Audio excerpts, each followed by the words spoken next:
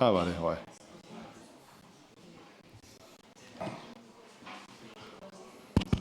Hola, buenas tardes. Vamos a empezar.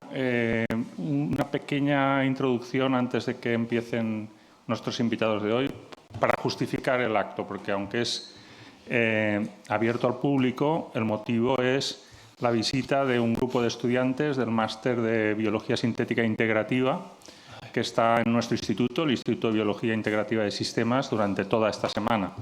Y este acto forma parte de las actividades que desarrollan en la rotación de nuestros laboratorios. Es un máster de la Universidad Internacional Menéndez Pelayo con el CSIC, y los 12 estudiantes que están con nosotros esta semana no solo visitan el instituto y trabajan en los distintos laboratorios, sino que también les organizamos actividades un poco más lúdicas o que se escapan de la especialidad estricta de su trabajo.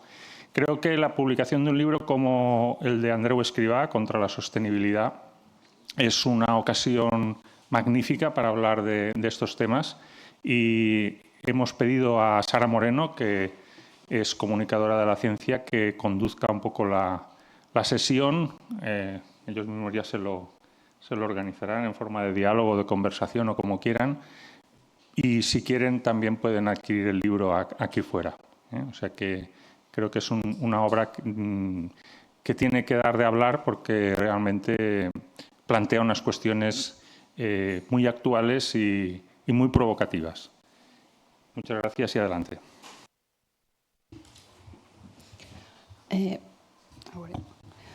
Buenas, bona vesprada. Primero quería agradecer que hayáis venido todos aquí esta tarde a pasar la tarde de miércoles para hablar con Andreu Escrivá de su libro. Primero quería animar al público a que en cualquier momento que lo considere nos interrumpa, ¿no? o irrumpa directamente en la conversación, porque creo que justamente este formato es el más enriquecedor. Y de hecho creo que justamente los libros de Andreu Escrivá son una buena muestra de ello, porque se nota que están como impregnados de cientos seguramente de actos como estos. Así que, aunque estoy viendo que está tu padre y he estado en actos tuyos donde te mete caña.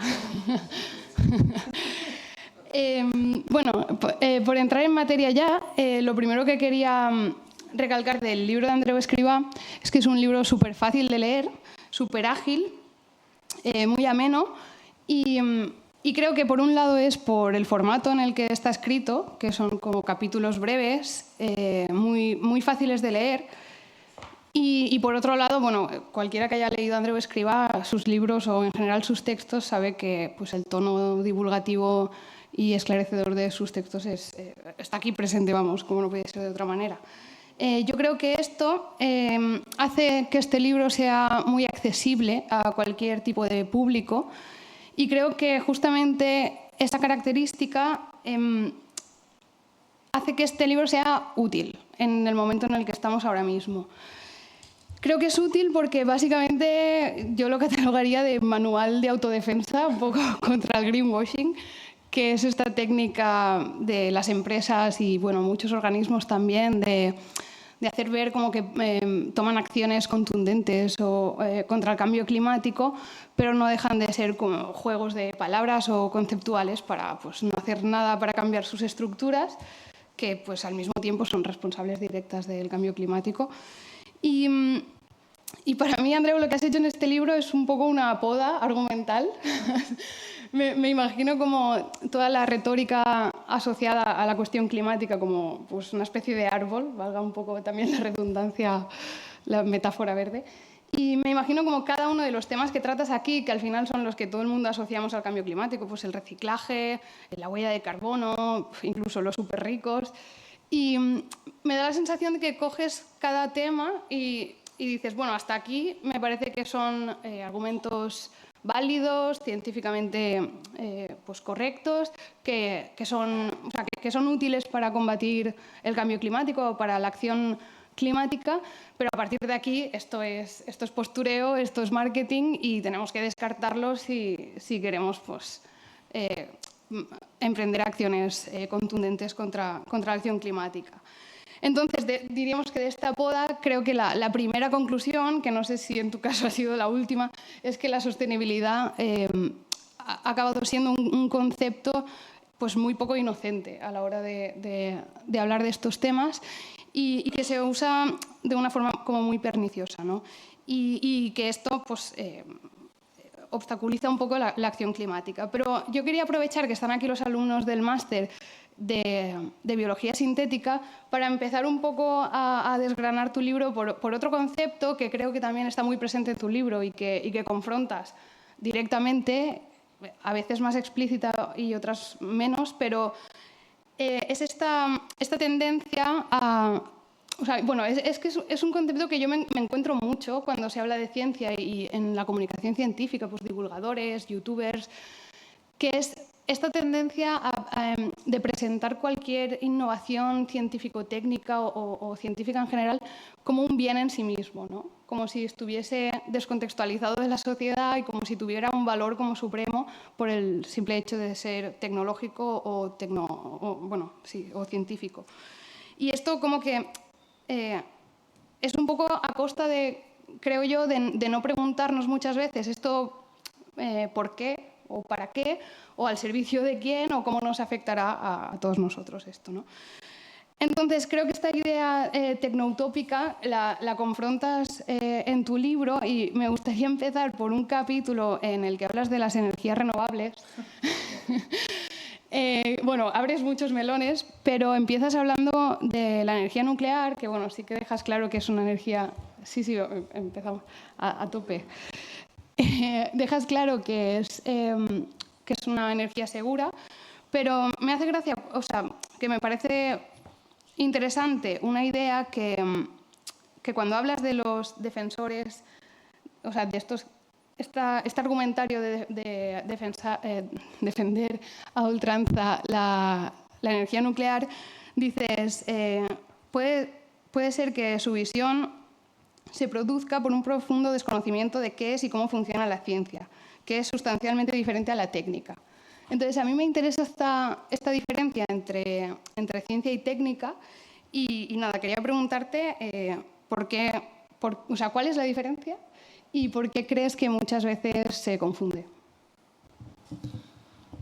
Bueno, Esprada, buenas tardes.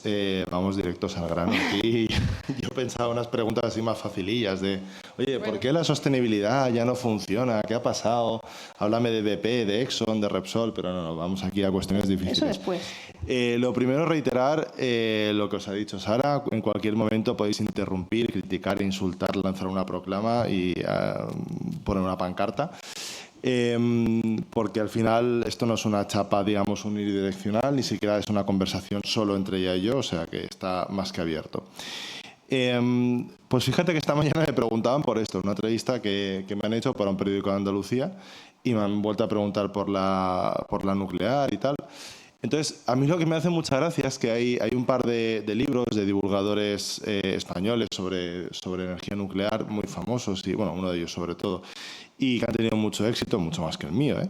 Y entonces me hace mucha gracia porque cuando dice los mitos de la energía nuclear, ¿no? Como voy a desmontar lo que dicen los ecologistas de la energía nuclear, no hay ni uno de esos mitos que haga falta para desmontar la energía nuclear. Es decir, se están basando en los clichés, digamos, del movimiento antinuclear de los años 70, 80, pues de que si no es seguro, de que si hay un problema, de que si Chernóbil, de que si tal, o de que si Fukushima. No hace falta nada de eso. Al final hay una cuestión, yo creo que es muy sencillita, que es muy lento y es muy caro. Ya está. Es decir, que funcione, de ahí un poco la diferencia esto de técnica, ciencia, tal, que sea técnicamente viable, que sea técnicamente seguro, no significa que sea socialmente deseable. Y esto es una cosa que no entienden porque su mentalidad se rige por parámetros mecanicistas absolutamente ingenieriles, que es incapaz de entender la complejidad del mundo actual. Entonces lo que tratan de decir es, esto se puede hacer, esto tal, ya, ¿y qué?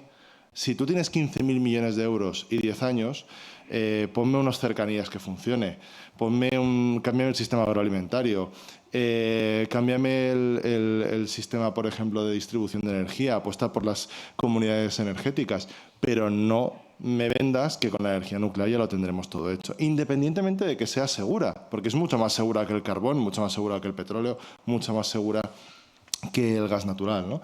Entonces aquí lo que creo que hay un problema, y es que hay una visión utilitarista de la realidad, ¿vale? Tanto en el mundo natural como en el mundo tecnológico. En el mundo natural, por ejemplo, la vemos habitualmente con los ingenieros forestales, que tienen una visión absolutamente, digamos, utilitarista, capitalista, mercantilista de lo que es el medio natural, que se lo quieren apropiar, y su única visión de lo que es el medio natural es para poder sacar un rendimiento económico, ¿no? Pues en lo otro un poco lo mismo, ¿no? Al final son energías, son tecnologías cuyo único fin es mantener un sistema que es insostenible. Entonces esta técnica lo que está, digamos, evitando es la crítica real a un sistema que es insostenible, ¿no? Yo creo que la ciencia, y ahí sí, la ciencia tiene que servir al conjunto de la sociedad, tiene que ser una ciencia, digamos, crítica consigo misma, tiene que ser una ciencia que avance de forma también democrática, tiene que ser una ciencia abierta, y esto sabéis que ahora hay mucho debate con todo el tema de las revistas, las universidades, etcétera, y no es una ciencia determinista, es decir, que algo se pueda hacer no significa que se deba hacer, ¿no? Y, por ejemplo, con el tema de las energías renovables, ni siquiera ya con la nuclear, hemos visto estos últimos meses mucho debate, que tengamos, digamos, tengamos unos cálculos de gigavatios que haya que instalar para hacer esa transición energética, no significa que haya que instalarlos o que haya que instalarlos en determinadas zonas. Esos son datos, pero luego las decisiones las tenemos que tomar como sociedad, ¿no? Informada. Y yo aquí contra lo que me rebelo de alguna forma es contra este tecno-optimismo y sobre todo también tecnodeterminismo. Siendo que la salida al cambio climático siempre, siempre, siempre va a tener una parte sustancial, fundamental y absolutamente necesaria de ciencia y de tecnología. Y eso hay que tenerlo claro.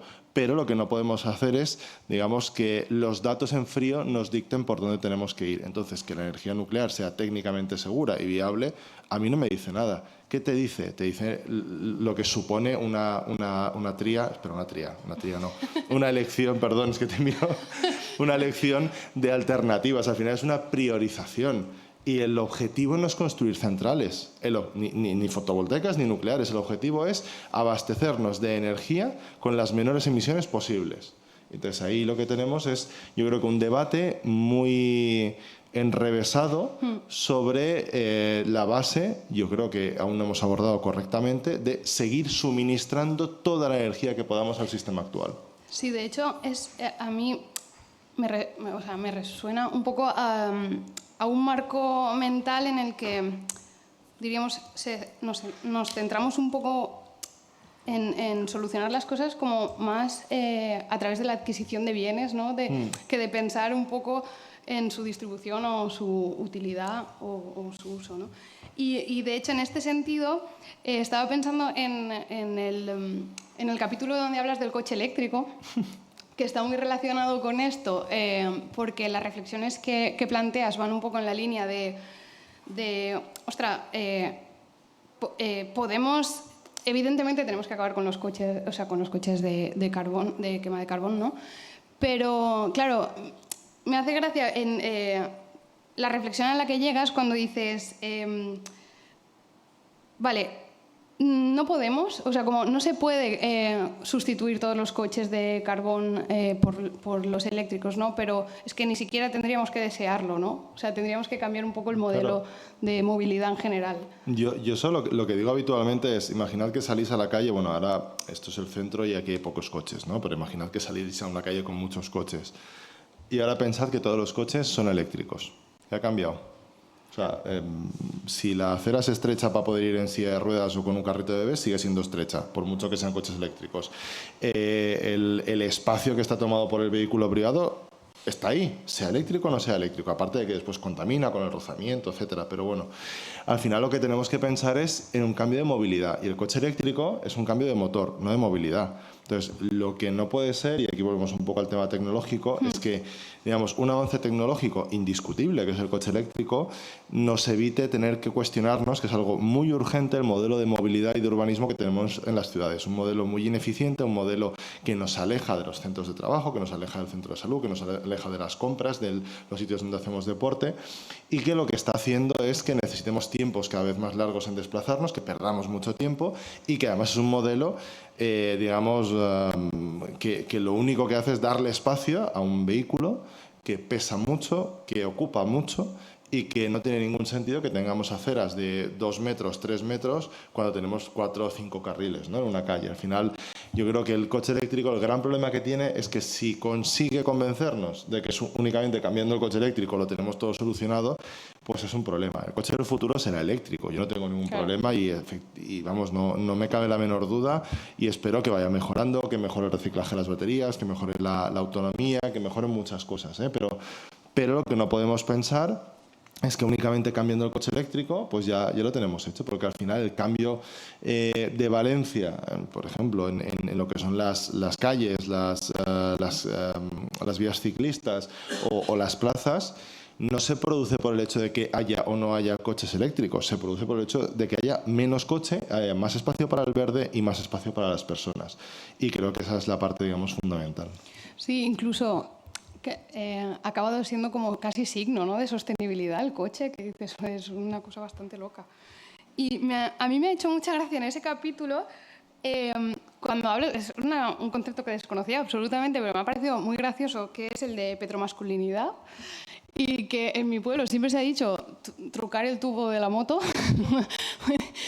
y me ha parecido muy sorprendente que no sabía que a principios de siglo en Estados Unidos una gran parte me pareció significativa, como un 30 y pico por ciento de los coches eran eléctricos. Sí, es que hay una cosa, de hecho, la masculinidad tóxica se relaciona con el consumo excesivo de carne, se relaciona también con el tema de los coches. Hay varias anécdotas que no tienen ni siquiera que ver con los coches. Por ejemplo, las maletas con ruedas, que ahora nos parecen el mejor invento de la humanidad, ¿no? Durante mucho tiempo se descartaron porque hacían parecer afeminado al que las llevaba, en plan de no tiene fuerza, ¿no?, para llevar una maleta, y era visto solo como de señoras, ¿no? Pues con los coches pasaba lo mismo. Al final los coches eléctricos se veían como, uy, esto hace poco ruido, es muy silencioso, es muy fácil de conducir. Esto es para mujeres, esto a mí no me interesa, tiene que hacer ruido. De hecho, en Estados Unidos hay un concurso que se llama Rolling Coal, que no sé si alguien conoce. Si conoce, que se lo haga mirar, porque es una cosa un poco particular. Yo lo conozco de formación profesional, que es coches modificados para que el tubo de escape expulse la mayor cantidad de suciedad posible. No es broma, ¿eh? Es decir, lo que más pueda contaminar un coche. Con lo cual, sí que es verdad que hay una masculinidad asociada a los coches. Yo creo que esto no es ninguna novedad. Se ve en los anuncios, se ve en las películas, se ve en los videojuegos, se ve en la Fórmula 1. Pero sí que tenemos que tenerlo en cuenta, porque vivimos en una sociedad patriarcal, una sociedad, digamos, hecha a medida de los hombres, en la cual ciertas estructuras que parece que no tienen nada que ver, como por ejemplo temas alimentarios o temas de movilidad o temas de conducción, tienen mucho que ver con el hecho de que sean los hombres los que tomen decisiones, ¿no? Igual que se habla de un urbanismo feminista o con perspectiva de género. Entonces yo creo que aquí, la verdad es que el término no es mío, por supuesto, el término es de una investigadora, cito el artículo científico, y digamos hay una historia detrás de esta petromasculinidad que también me permite decir, ligando con lo de antes, que hay una masculinidad radioactiva, hablando de las energías nucleares, porque habitualmente también solo son hombres, o igual que hay una masculinidad forestal, porque habitualmente también solo son hombres, ¿no? Entonces creo que la predominancia de los hombres, también en otros aspectos, por ejemplo, cuando hablan del colapso, ¿no?, el catastrofismo, yo soy hombre, entonces yo formo parte, digamos, de este grupo de gente que está hablando de esto, ¿no? Pero creo que nos lo tendríamos que hacer mirar como sociedad, y sobre todo tendríamos que entender el sesgo claro que eso produce sobre el tipo de conversación que estamos teniendo. Sí, y además, un poco ligado con eso también, otra cosa, bueno, ya pasamos del coche eléctrico, pero es que me hizo también mucha gracia que se ve que has hecho como una recopilación de anuncios de coches. Es real, es real. Sí, es real. Además creo que te lo vi por Twitter o en algún sitio. Y me hizo mucha gracia. Creo que citas un artículo de Kim Monzó, me parece, sí. Sobre la venta de un coche como manchado, como que performa estar manchado de barro, ¿no? Como diciendo, destruye la tierra. Destruye, soy un hombre, mejor, destruye la tierra. Métete por todos los sitios. Eso es un Jeep de 2007, que de hecho el artículo se llegó a comentar en foros de todoterrenos. Porque lo he ido buscando y es verdad que el artículo en digital no está. pues no sé si por derechos o porque lo han borrado o lo que sea. Entonces era un coche que tenía la pintura, era pintura de barro. Entonces era como que tú ibas a la oficina un lunes a las 8 y parecía que tu Jeep estuviera manchado porque habías ido ahí a cazar el buey y asártelo en mitad del monte porque tú eres muy macho y muy tal. Yo creo que tal y como está el panorama político actualmente podrían volver a sacar ese coche Sí. que tendría Su éxito. público, tendría su público. Un poco ligando con lo del tecnooptimismo, que muchas veces se formula a través como de, tú le llamas en el libro en algún momento fórmulas mágicas, ¿no? No existen las fórmulas mágicas para resolver este percal, ¿no? Y creo que una de las soluciones mágicas por excelencia, y además creo que es bastante troncal, y la tratas en este libro, es la neutralidad climática, ¿no? Que es esta idea de poder capturar todo el CO2 que emitimos. Entonces, más que una pregunta, es como una petición. Me gustaría que me afirmaras aquí y ahora que cuando lleguemos a 2040 y efectivamente lleguemos a la neutralidad climática, nos habremos olvidado del cambio climático y ya pasaremos de este tema completamente. Y Dime, por favor, que será así. seremos felices y conduciremos todos Teslas y será Coches de fantástico. barro, ¿no? El problema de la neutralidad climática es que nos da la idea de que llegamos a una meta en la cual todo está bien. Ahora mismo estamos en unas 420 partes por millón de dióxido de carbono en la atmósfera. Antes de la era industrial era de unas 280. El nivel seguro, bueno, el nivel seguro son 280, pero el nivel seguro se consideran 350 partes por millón, o sea que estamos muy por encima. El problema que tenemos es que si conseguimos la neutralidad climática en 2040-2050, estaremos en unas 500 partes por millón como poco. 500 partes por millón es un aumento de temperatura de más de 2 grados, de casi 3 grados, es decir, de un aumento que pondrá en marcha procesos irreversibles y bucles de retroalimentación planetarios que no sabremos cómo parar, ¿no? El problema de la neutralidad climática es que nos da la idea de que si tenemos las emisiones igualan a las absorciones planetarias, aunque le ayudemos un poquito con algo de tecnología, que no tendremos ninguna tecnología viable y escalable en ese momento para capturar tanto CO2 como sería necesario, pues que ya no hay ningún problema. Claro que hay un problema enorme, hay un problema que seguimos en una concentración muy alta y que va a desencadenar cambios muy profundos e irreversibles. Aquí lo que falta también es cultura científica en la sociedad. Es decir, hay un problema, esto se vio muy bien en el confinamiento, cuando mucha gente pensaba que, no sé si os pasó o conocíais a alguien, que lo teníamos todo arreglado ya porque habíamos dejado de emitir durante unos meses, ¿no? El cambio climático no es un problema como cuando tú tienes un lago. ¿Habéis visto la Albufera? ¿Habéis ido de visita a la Albufera? Bueno, la Albufera es un lago, bueno, sabéis, es un lago de importancia internacional, lago costero que está aquí, que antes tenía, bueno, antes y ahora también, tiene muchos vertidos de empresas, en fin, de pueblos, etcétera. Entonces está muy contaminado, poco a poco va estando menos contaminado. Esto no es como si tú coges la Albufera, vas drenando por partes y en 10 años, digamos, has eliminado todos esos limos contaminados, porque, por ejemplo, hay cromo, hay metales pesados, etcétera, ¿no? Y después ya está todo bien. No. El cambio climático es un problema que no es algo que tú hagas durante 10 años o durante un año y después lo arregles, sino que tiene que ser una acción constante, seguida, y en ningún momento podemos bajar la guardia. ¿Qué quiero decir con esto?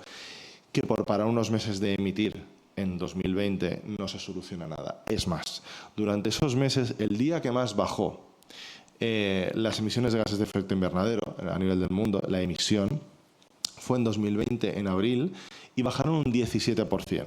Esto significa que hay más de un 80% de emisiones estructurales en nuestra economía, en nuestro día a día, con lo cual no es una cuestión de lo que hagamos o lo que no hagamos, o si nos quedamos en casa o no.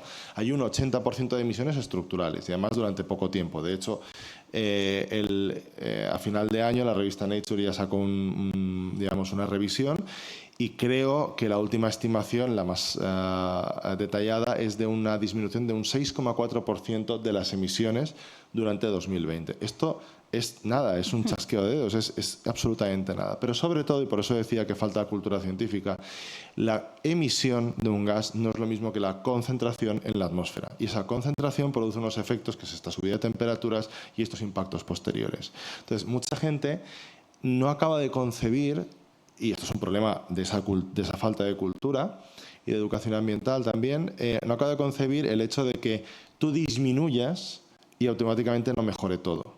Porque esto es uno de los grandes problemas del cambio climático. Lo que hagamos ahora lo notaremos, en el mejor de los casos, de aquí 15 o 20 años.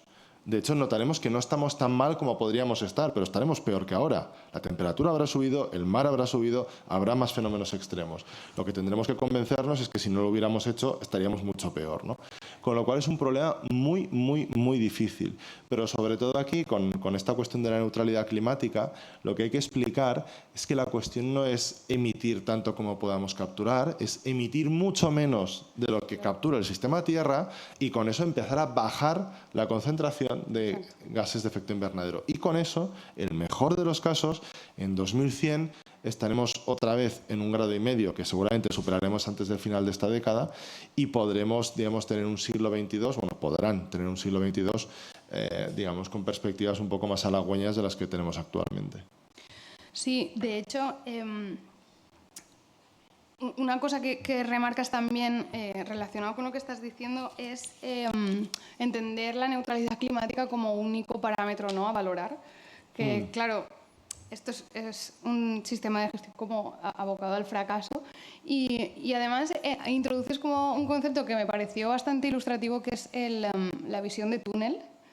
Esta Sí, esto que de hecho es, no sé si conocéis la visión del túnel de carbono, que creo que es de las pocas cosas de LinkedIn que valen la pena y que han trascendido yo entré a buscarlas al mundo real, porque bueno, yo no sé si tenéis LinkedIn o lo usáis o no, pero yo tengo LinkedIn, la verdad es que no lo uso y cada vez que entro son señores de brazos cruzados diciendo lo mucho que han trabajado y mucho que han hecho, pero bueno.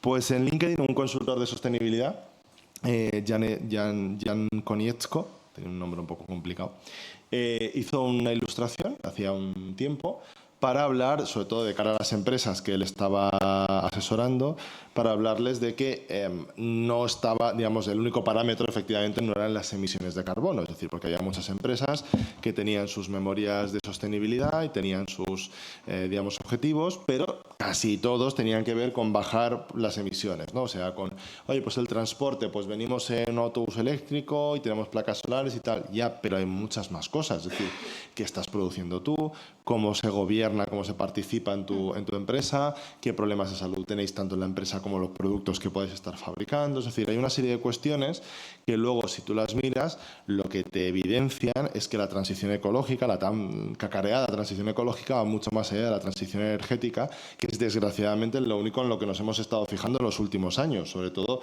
porque muchos departamentos cuyo título era transición ecológica solo se han centrado en transición energética. Entonces, cuando uno mira la transición ecológica, tiene que ver transición de movilidad, tiene que ver transición de urbanismo, tiene que ver transición del territorio, tiene que hablar de biodiversidad, tiene que hablar de salud, tiene que hablar de contaminación, tiene que hablar de educación, de ciencia, de pobreza, de redistribución, tiene que hablar de muchas cosas. No puede guiarse únicamente por las emisiones de CO2, que son fundamentales, que es necesario disminuirlas cuanto antes, pero tenemos que tener en cuenta que no puede ser la única brújula que tengamos. Y lamentablemente ahora tenemos muchas herramientas, como la huella de carbono, como la neutralidad climática, como tantas otras, que solo se fijan en estas emisiones. Y yo creo que es una tarea urgente, de alguna forma, añadir un espectro, digamos, de ámbitos en los cuales tenemos que valorar nuestro desempeño ambiental, no únicamente las emisiones de carbono.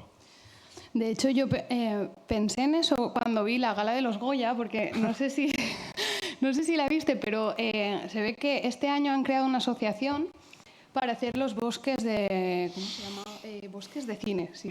Que está como en Cantabria y diríamos que la estrenaban ese día y plantaron, diríamos, los árboles que calcularon que costaba en CO2 la gala de los Goya, ¿sabes? Como... A ver, ahí hay una cosa... No es malo que se planten árboles, que se planten árboles, sobre todo digamos, en un territorio cercano. Yo lo que le digo a alguien, yo he compensado cosas, digamos, he hecho cálculos de determinadas cosas que he hecho. Por ejemplo, la presentación del primer libro, hice 6.000 kilómetros en coche y los compensé. Los compensé con una plantación en picos de Europa y tal. Que no es que eso haya evitado que yo haya emitido lo que emití en el coche, ni mucho menos, pero si alguna vez compensáis, que sea en algún sitio que podáis visitar en persona, porque hacer como AENA, que se va a América Latina a medio colonizar allí a gente, a decirle planta un árbol, deja de plantar tus cosas para comer y plántame aquí un árbol que te voy a pagar mucho, porque soy AENA, pues eso no, ¿no? Pero el problema es que me enviaron hace poco también de El Deseo Producciones, la de Almodóvar, que había hecho una plantación para compensar, y decía, El Deseo lucha contra el agujero de la capa de ozono, plantando árboles. Entonces dije, no puede ser, seguimos aún con este error que comparte, vamos, el 75% de la población española, de que el cambio climático tiene algo que ver con la capa de ozono. No es así, no hay una relación causal. Evidentemente el ozono es un gas que actúa sobre el calentamiento de la atmósfera, pero actúa a nivel mínimo. No hay un agujero por el que se cuelen los rayos y nos calienten, ¿no? Pues la productora esta del Deseo plantaba árboles diciendo que luchaban, ¿no?, por la preservación de la capa de ozono. Entonces, a ver, yo creo que, y en el libro lo digo, no quiero socavar en ningún momento las acciones positivas que hay gente que está emprendiendo en favor, digamos, del medio ambiente, de la sostenibilidad, de lo que sea. Lo que creo es que tenemos que llamar a las cosas por su nombre. Entonces, ¿tú compensa, fantástico. Pero primero, prefiero que lo que hagas sea reducir al máximo, es decir, que la compensación no sea una especie de cheque en blanco para que tú puedas hacer lo que quieras con tu gala o con tu actividad y luego ya compenses con unos pocos arbolitos, sino que lo tengas claro, digamos, que es lo prioritario es reducir. Después, tengamos claro que los árboles tardan un tiempo en crecer, hasta los de crecimiento rápido, con lo cual, si tu actividad ha emitido 20 toneladas de carbono y tú has plantado árboles que absorberán 20 toneladas de carbono, pero en 50 años, en el presente, el balance es muy negativo, ¿no? Y después, sobre todo, es que al final estamos yendo a soluciones otra vez que nos sitúan en el futuro. Lo que hay que hacer es, ahora mismo, reducir. Y sí, la compensación puede tener un sentido, pero yo personalmente preferiría que la plantación de árboles se produjera en el marco de una restauración ecosistémica cuyo único fin no fuera capturar carbono, sino restaurar ecosistemas que justamente en la península ibérica pues tenemos unos cuantos que merecen ser restaurados con urgencia. De esta idea que mencionabas ahora de desplazar el problema al futuro, diríamos, un poco de decir, bueno, esto ya en el futuro... me parece que hay un momento muy interesante que nombras en el libro, el concepto de extralimitación, que es esta idea de aplicar como medidas un poco agresivas, diríamos, a conciencia, cruzar ciertos umbrales, porque confías en que después puedes tirar para atrás. Entonces, mi pregunta es, ¿hay límites que después no tienen retorno? Sí. Sí, ¿no? Yo creo que es una de las nociones que más nos cuesta asumir en la vida, en el día a día, a todos y todas, pero no solo en el cambio climático, sino en general. La irreversibilidad, es decir, que hay cosas que no se pueden echar para atrás. Hay cosas que tú no puedes borrar que hayas dicho, hay gente a la que no puedes retornar a tu vida y hay decisiones ambientales pues, que no podemos tirar para atrás, ¿no? Y en este caso, lamentablemente, la extralimitación es es jugar a la ruleta rusa para que nos toque una muy gorda en el sentido negativo. ¿Por qué? Ahora hay una corriente que lo que dice es, no llegamos. Esto la hemos liado, no llegamos, vamos a pasarnos, si tenéis un poco la gráfica de temperaturas en la cabeza, pues vamos a pasarnos del 1,5 grados, que es el rango de seguridad de París, y luego bajamos de ese 1,5 grados con geoingeniería, por ejemplo, pues tirando partículas de azufre a la atmósfera que reboten la luz solar, y luego ya ahí sí, entonces ya sí nos ponemos en serio. Eso no funciona, sobre todo porque hay cosas que pasan en el mundo, hay procesos, por ejemplo, aquellos que tienen que ver con corrientes oceánicas, con deshielo de grandes placas de hielo o con bosques como el Amazonas, que una vez se activa el resorte ya no hay forma de tirarlo para atrás. Es decir, el Amazonas puede, de hecho, lamentablemente si no hacemos nada, pasará por un proceso que se conoce como sabanización, es decir, de retorno a la sabana. Los bosques húmedos, templados, secos del mundo han pasado, digamos, han basculado durante miles de años y esto no es nada nuevo. Lo que es nuevo es la rapidez y después que nosotros estamos aquí. Si el Amazonas, en vez de ser un bosque húmedo, pasa a ser un bosque seco y pasa a tener amplias zonas de sabana, no tenemos una manguera con la que regar eso. Es decir, porque es un proceso que se retroalimenta. Al final sabéis que gran parte de la lluvia que cae sobre el Amazonas es la humedad del propio Amazonas, ¿no? Digamos, se recircula, con lo cual si tú eliminas eso, no tienes forma de volver a incorporarlo, no en tiempos humanos, sí en tiempos geológicos. Con lo cual la geoingeniería lo que está, digamos, obviando, y sobre todo esta extralimitación, lo que está obviando es que hay límites absolutos que si pasamos ya no podemos volver atrás. Y si se te desmigaja una gran plataforma de hielo en la Antártida o en Groenlandia, no la puedes volver a poner. No tenemos una nevera para volverla a poner. Con lo cual, yo creo que ahí tendríamos que ser muy cautos, ¿no? Y, efectivamente, si pasamos del 1,5 grados, como tiene toda la pinta que vamos a pasar, ser conscientes de dónde estamos, pero no hacernos la idea de que, bueno, hacemos aquí 4 trucos de magia y volvemos, ¿no?, a estar en la línea de lo deseable. No. Estaremos en un escenario desconocido y lo que tenemos que intentar es sobrepasar tan poco como podamos esos límites que sí que existen en la naturaleza. Y que con esto se vuelve también a la idea de que, bueno, la técnica, o sea, la tecnología nos salvará, ¿no?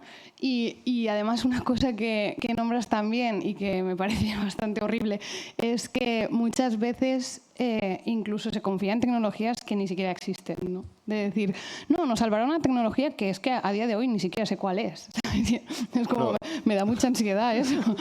A mí lo que me pasa es que yo entiendo en parte la confianza en una tecnología que aún no exista, porque lo que hemos visto en los últimos 100 años, o sea, es espectacular. O sea, desde principios del siglo XX a nivel de medicina, de movilidad, de tecnologías de la comunicación, de transporte, de todo, o sea, el cambio. Sí. Entonces, claro, cuesta mucho decir no va a haber nada que lo solucione a gente que ha visto cambios en su vida de vivir sin electricidad, sin agua potable, sin teléfono, sin tele, sin tal, y que de pronto vive en un mundo hipertecnificado en el que puede coger un avión, puede conectarse con el móvil, puede decir, hombre, si hemos vivido todos estos cambios, ¿por qué no otros que solucionen el cambio climático? Pues porque el cambio climático no es un problema tecnológico, no es un problema técnico, no se soluciona con un botón mágico, no se soluciona con una energía maravillosa que aparezca, y se soluciona, digamos, con un cambio de sistema, con un cambio del sistema de producción y consumo, con el cambio del sistema económico, con el cambio de movilidad, con el cambio de alimentación.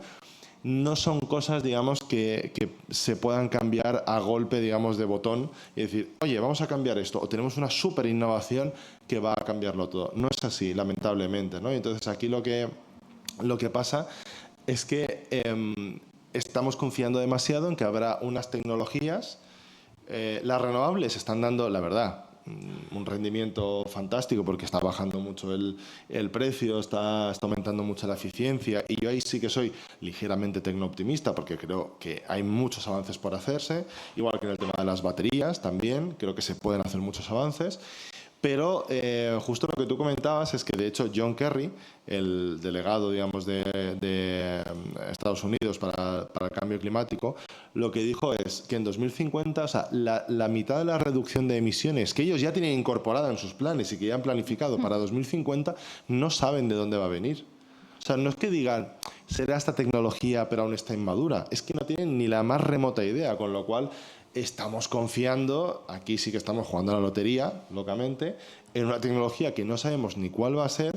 Y como les digo, además le contesto a John Kerry, no le contesto yo, en el libro le contesta un científico de Reino Unido que se dirigió a varios MPs, congresistas de Reino Unido, parlamentarios, perdón, me salía, que les decía, cualquier tecnología que no veamos hoy, que se puede desplegar hoy, en 2050 no nos va a salvar la papeleta. Entonces, yo creo que es cuestión de ser realistas. Que viene una tecnología que de pronto hay una innovación fantástica, oye, fenomenal, o sea, aplaudiremos, haremos un día de fiesta, pero no podemos confiar hoy en eso. Sobre todo porque confiar en una tecnología salvadora, sea de captura de carbono o sea de aumento, digamos, de oferta energética, lo que nos hace es desvincularnos del resto de soluciones que tendríamos que estar adoptando ya mismo. Sí, que al final son soluciones pues, sociales o políticas, ¿no?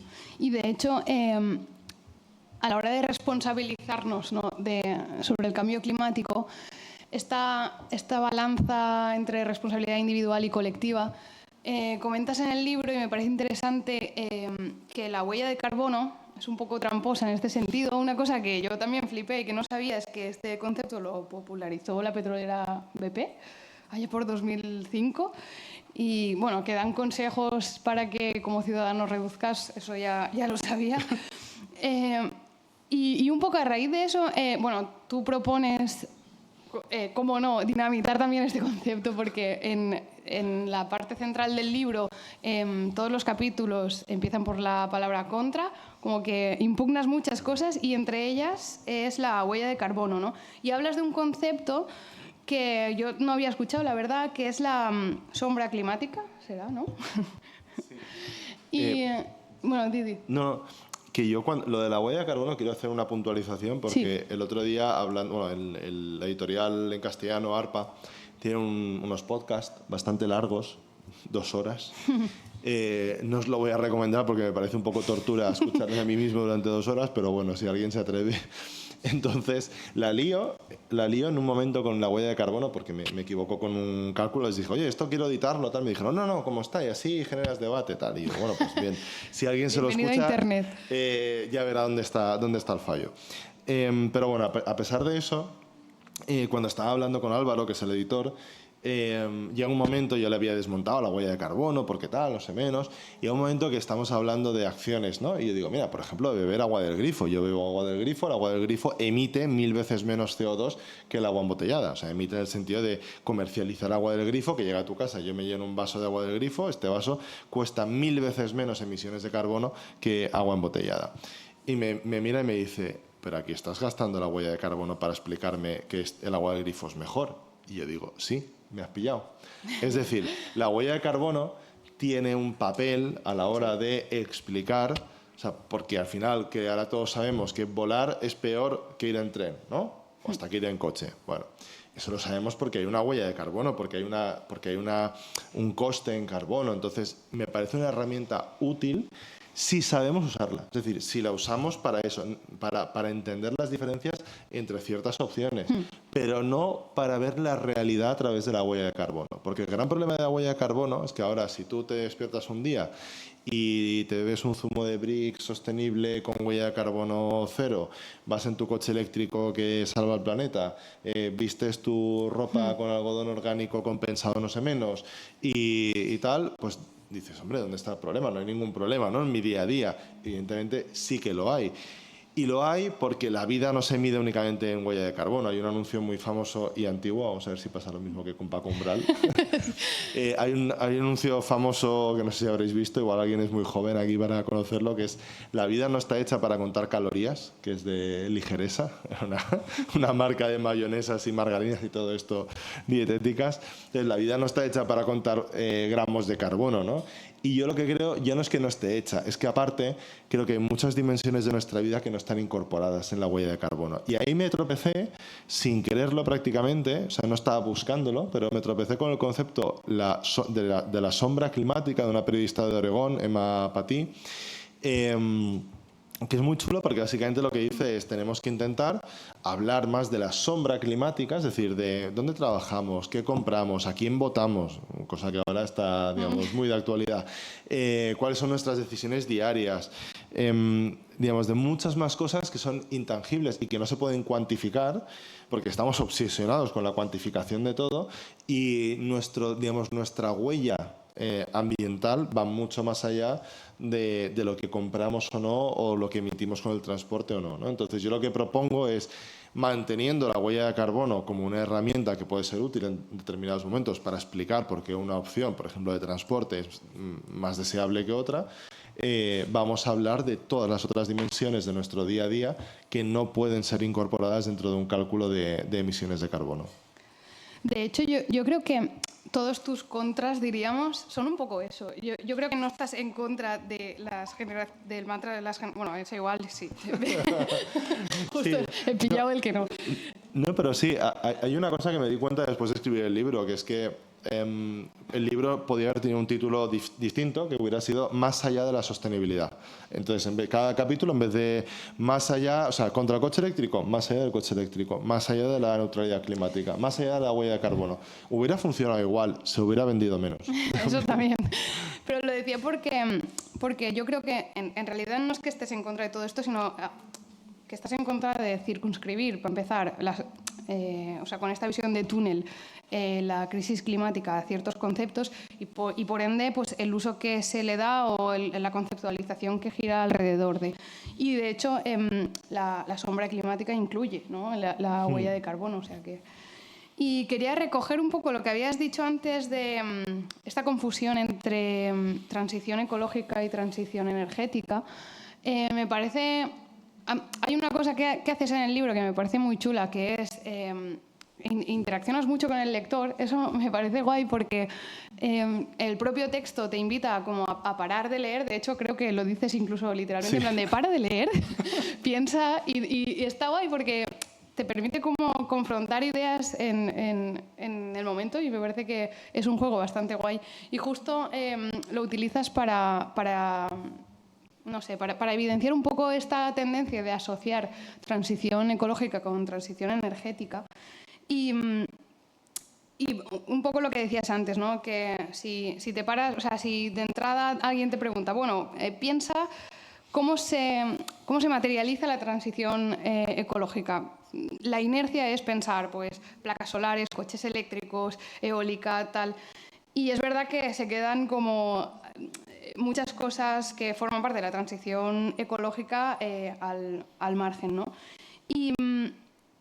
Y quería preguntarte, si esto es una transición ¿hacia dónde? ¿Sabes? Yo creo que esa es la clave. Al final, cuando hablamos de transición, no estamos pensando hacia dónde vamos. Claro. Pensamos que la transición ecológica... Para mí hay varios problemas en todo esto. El primero es que la transición ecológica ha fagocitado al medio ambiente. Yo soy ambientólogo, luego hice el doctorado en biodiversidad, entonces yo vengo del mundo ambiental, no vengo del mundo energético, ya lo habréis notado, no vengo de otros mundos.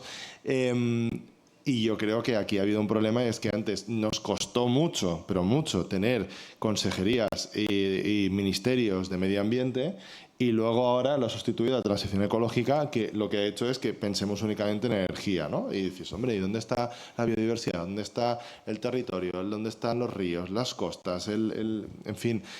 Entonces, creo que aquí hay un problema, y es que tenemos, digamos, esa visión de transición a un sistema 100% renovable. Ya está, estamos salvados, ¿no? Tenemos un mix energético 100% renovable. No hace falta que cambiemos nada más. Evidentemente no. Tenemos que hacer un cambio. Y el problema está que como sociedad no hemos tenido un debate sobre esa transición, dónde tiene que ir. De alguna forma sentimos que la transición energética viene impuesta por las cumbres del clima, por Europa, ¿no? Ahora también por la guerra de Ucrania, ¿no?, para dejar de depender del petróleo y del gas ruso, pero sentimos que es como una especie de progreso inevitable, pues que hay que ir más a las renovables porque contaminan menos, tal, pero no ha habido un debate real. De hecho, ahora ha empezado a haber un debate no tanto sobre la energía en sí, sino sobre su implantación territorial. Pero sobre muchas otras cosas no lo hemos tenido. O sea, fijaos en que ahora han aparecido, que es una cosa que me fascina profundamente, los conspiranoicos de la ciudad de 15 minutos, que dicen que te vas a quedar ahí en tu casa y que no te van a dejar salir. Y dices, pero que lo que quiero es que tengas el ambulatorio, el trabajo y el INEM al lado de tu casa, José Luis. Pero bueno, al final lo que tenemos que hablar es de eso, tenemos que hablar de transición, por ejemplo, agrícola. Ahora, en 2023, estamos empezando a hablar que quizás hay demasiado regadío, ya os lo digo. Estamos empezando a hablar de qué tipo de cultivos, de qué tipo de ganadería, de qué tipo de turismo. Todo eso es transición ecológica. Entonces, yo creo que ahí lo que necesitamos es un debate social, claro, de hacia dónde queremos ir. El gobierno de España hizo un intento muy, muy tímido hace unos años con España 2050, que luego evidentemente se quedó en un cajón, se olvidaron de ello y empezaron a contradecirlo día sí, día también, pero sí que se intentaba de alguna forma, oye, pues ¿dónde queremos ir? ¿Dónde quiere estar este país en unas décadas? Bueno, yo creo que eso nos falta como sociedad y tenemos que empezar a entender que no nos podemos quedar de lado, digamos, de la transición energética, como ya transicionarán, ¿no? Ya los que tenían centrales térmicas, pues ya pondrán placas, no, igual las placas las tenemos que poner nosotros aliándonos con nuestros vecinos, igual tenemos que decidir nosotros sobre los usos de la energía, o igual el Estado se tiene que plantear también intervenir en algunas empresas, de estas empresas que han declarado los beneficios extraordinarios más altos de toda su historia en un momento de crisis económica, que en fin, eso no es para intervenir, sino para meter en la cárcel directamente. Pero bueno, dicho lo cual, aquí yo lo que creo es que tenemos que tener un debate de dónde queremos ir como sociedad. Y ese debate no lo estamos teniendo. Y ese debate es el que nos tiene que indicar si la transición es ir de un punto A a un punto B, es el que nos lo tiene que indicar. Y en ese punto B hay muchas cosas. Hay desde la economía del post-crecimiento hasta el decrecimiento, hasta una especie de economía verde o del desarrollo sostenible, hasta un capitalismo salvaje, hasta una re-ruralización, digamos, casi bucólica. Hay muchos espectros, algunos de los cuales son casi caricaturescos y otros son muy realistas y están muy bien fundamentados.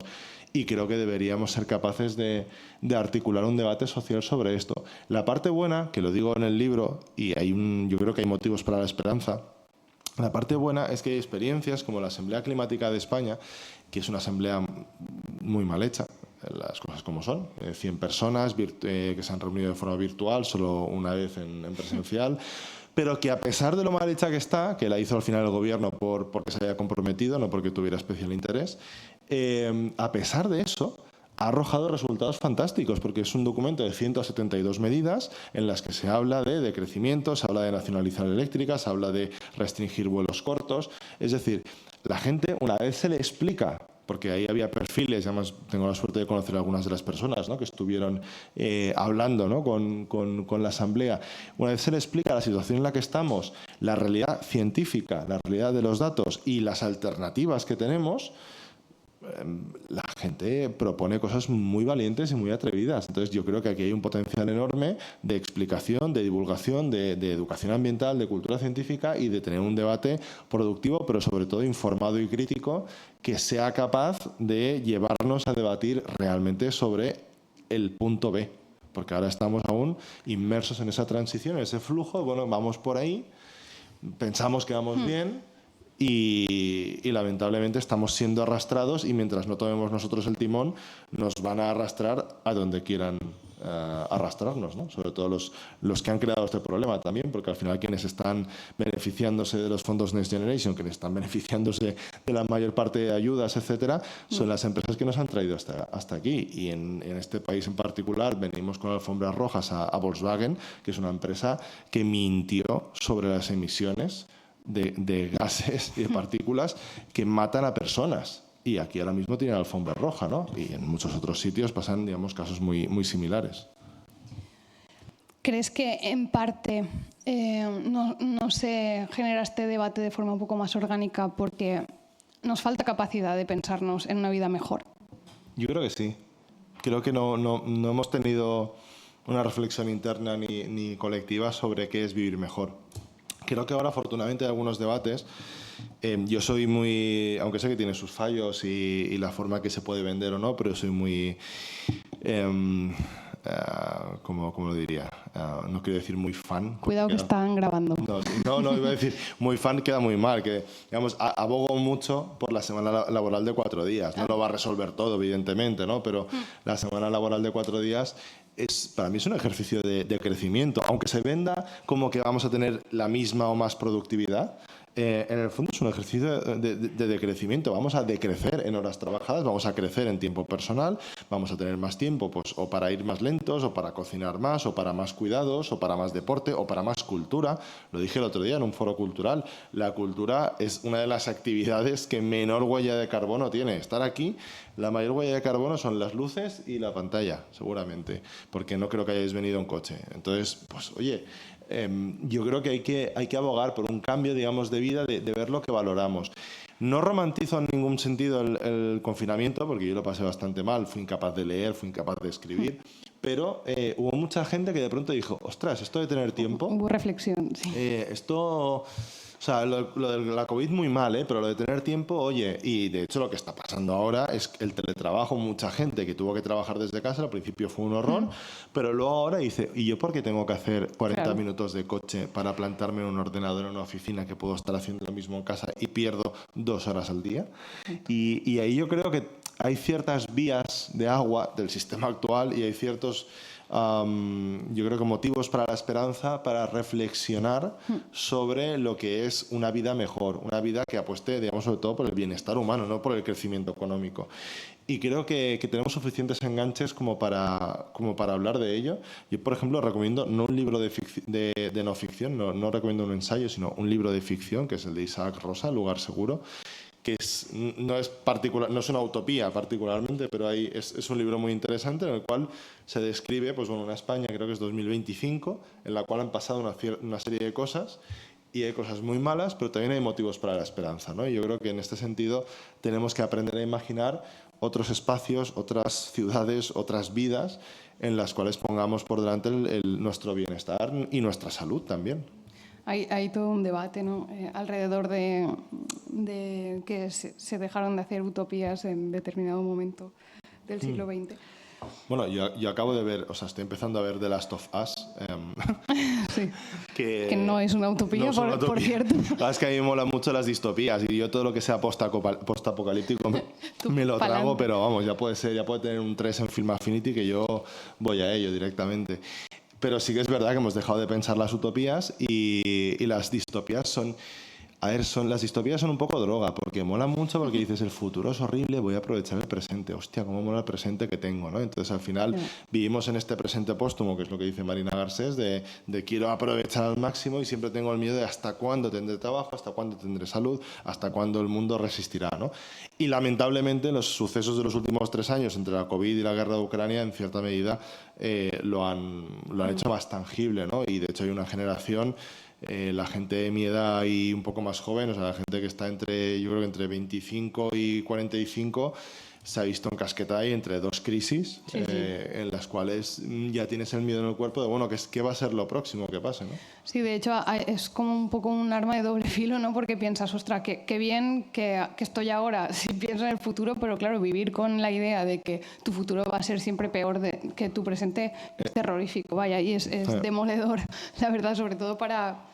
Pues no sé, para pensarte un poco a ti mismo en medio largo recorrido, ¿no? Y a mí, en relación a todo esto, me gusta un concepto que, o sea, para definir todo esto, que es la buena vida, ¿no? O sea, a mí es que me parece como interesante, o sea, Dios me libre de verbalizar la frase, una crisis es una oportunidad, pero sí que creo que jolín, estamos en un momento en el que empezar a imaginar futuros con cosas que ahora no tenemos pero queremos, me parece que es bastante interesante, ¿no? Sí, a mí lo de la crisis, la oportunidad tampoco me gusta. En chino crisis significa oportunidad, tal. Tampoco sé ni siquiera si es verdad, pero bueno, en cualquier caso, no, lo que sí que creo es que tenemos que saber aprovecharlo. Es decir, ahora estamos en un momento de redefinición, estamos en un momento que estamos hablando de otro tipo de ciudades, estamos hablando del tema del trabajo, ¿no? De la semana de 4 días, estamos hablando de salud, estamos hablando de islas de calor y de que hemos pasado... Es que, a ver, el verano pasado tuvimos 42 días de ola de calor. ¿Vale? Yo cuando empecé a escribir este libro y sobre todo los anteriores, AEMET hace unos escenarios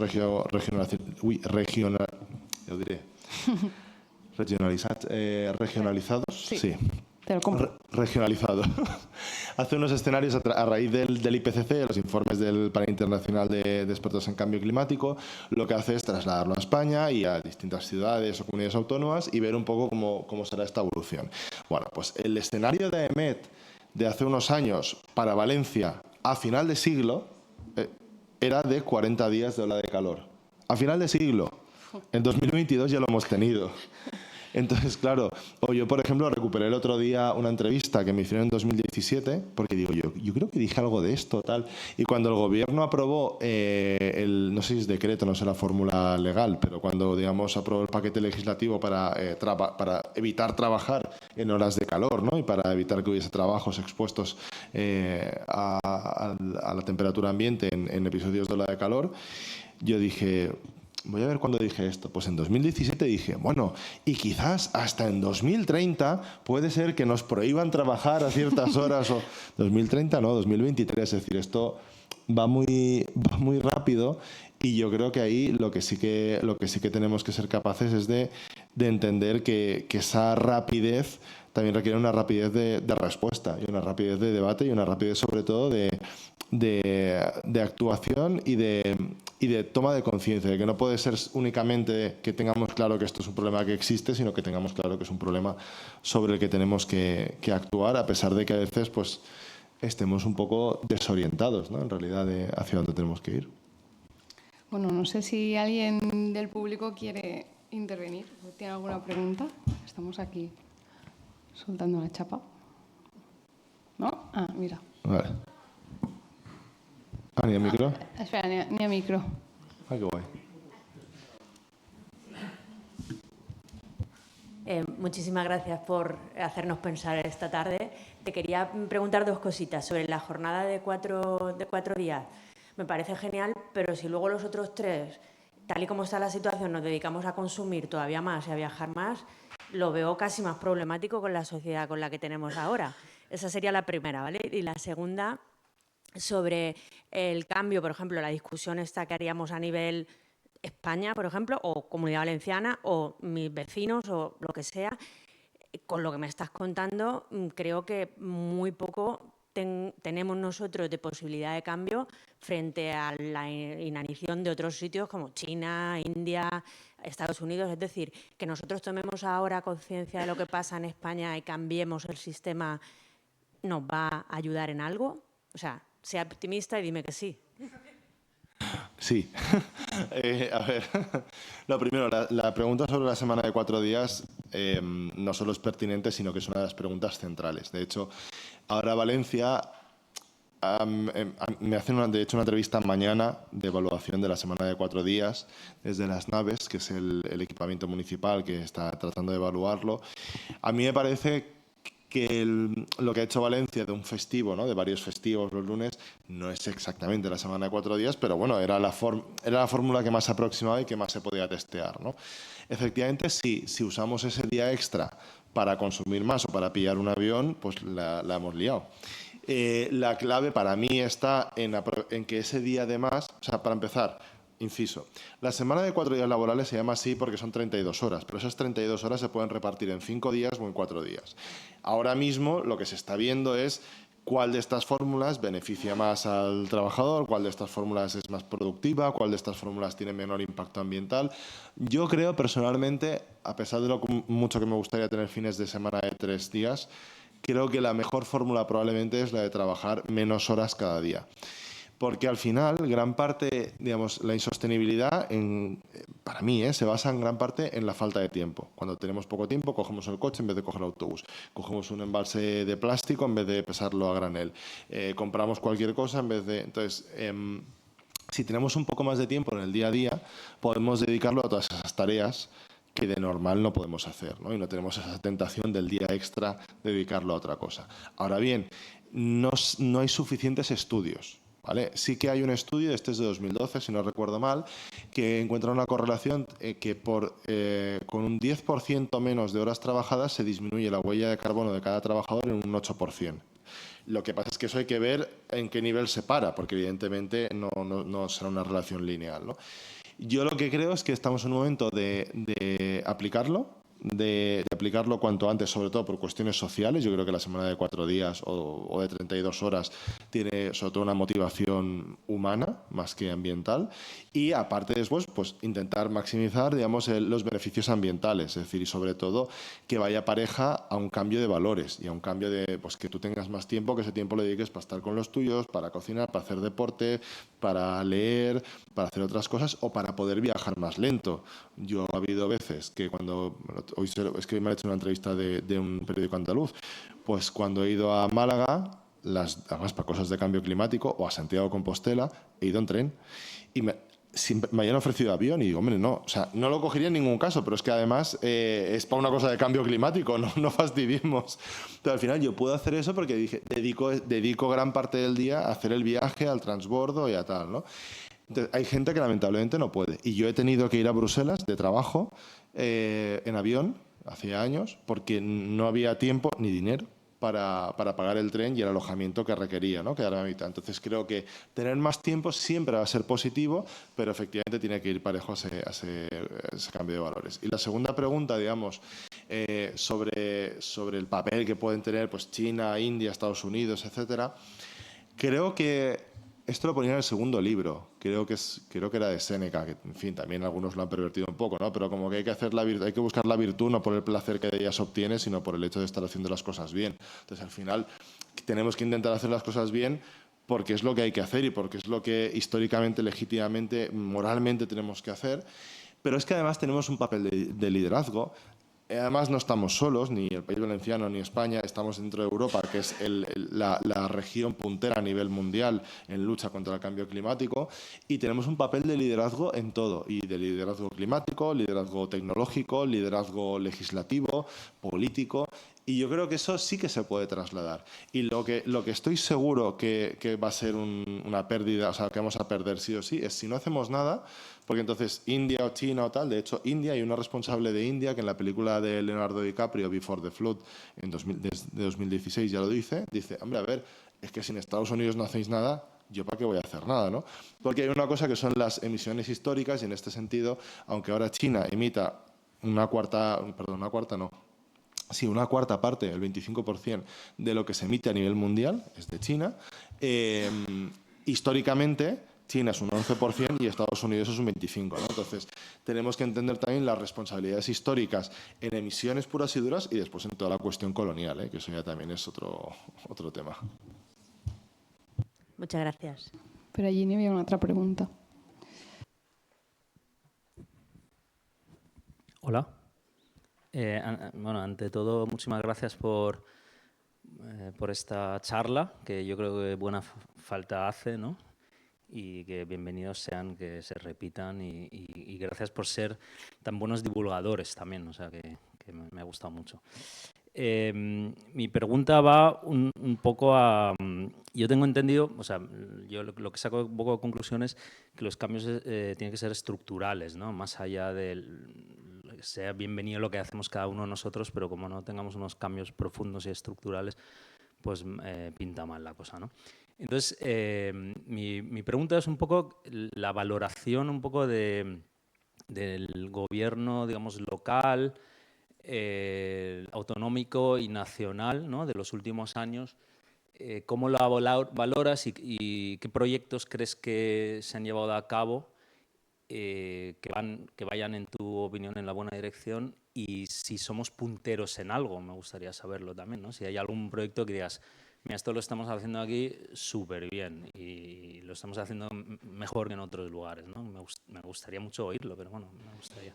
Pues eso, gracias. Pues sí, venga, sí, se puede.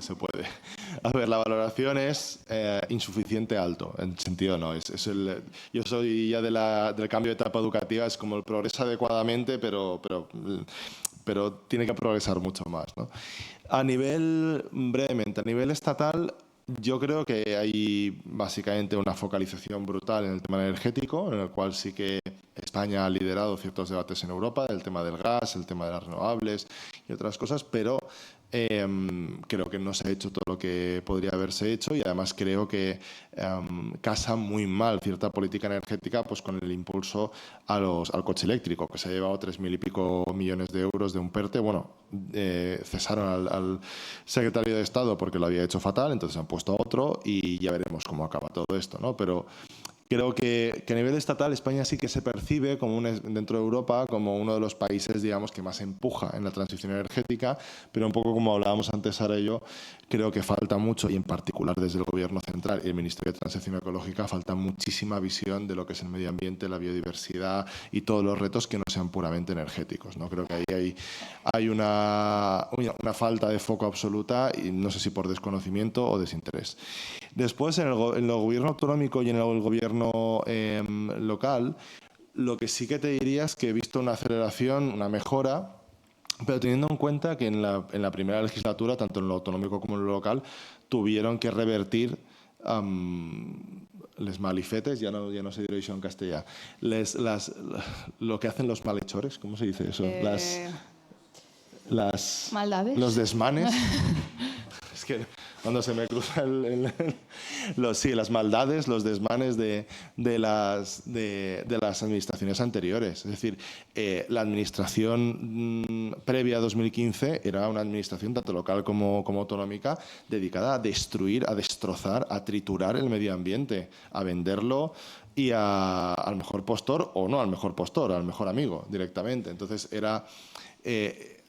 ha habido que hacer un cambio de rumbo. Entonces, ese cambio de rumbo de una administración dedicada a destrozar a una administración dedicada a construir ya costó su tiempo, desgraciadamente, porque además legislativamente o institucionalmente hay mucha pobreza de personal, pobreza en el sentido de falta, una carencia endémica, ¿no? La Consellería de Medio Ambiente es la consellería con más falta de personal, con más puestos por cubrir. Con lo cual, tú no puedes, por ponerte un caso, evaluar las emisiones de gases contaminantes o de efecto invernadero de la Comunidad Valenciana con una persona o con dos personas, porque solo para Porcelanosa o para BP ya necesitas a dos personas a tiempo completo, ¿no? Entonces, mi valoración es positiva en cuanto que se ha virado este rumbo de destrucción del que veníamos, positiva en cuanto que se han hecho ciertas cosas, más quizás en la primera etapa, porque en la segunda legislatura creo que hemos vuelto a caer, un poco lo que te decía en el caso de España, hemos vuelto a caer en la transición ecológica, que es la transición energética, etc. En la primera legislatura se habló más de residuos, se habló más de bosques, se habló más de alimentación, de desperdicio alimentario, de otras cuestiones, ¿no? Y a nivel local, creo que también... ahí sí que he visto una mejora. Ahí también te digo que yo trabajo, ahora estoy en excedencia, pero trabajo de normal en una fundación que tiene que ver con el Ayuntamiento de Valencia, con lo cual intentaré ser lo menos sesgado posible. También hubo un primer momento pues, de dónde estamos, de vamos a ver los cajones, de no hay dinero para nada, y yo creo que ahora se ha empezado, un poco tarde, según mi opinión, pero se ha empezado a tratar esto de forma más seria y más integral. Creo que sigue faltando una cosa que es la transversalidad. Los departamentos ambientales siguen yendo cada uno por su sitio. Y el Ayuntamiento de Valencia no pasa nada porque pasan todos los ayuntamientos. Parques y jardines va por un lado, ciclo hídrico va por otro, cambio climático va por otro.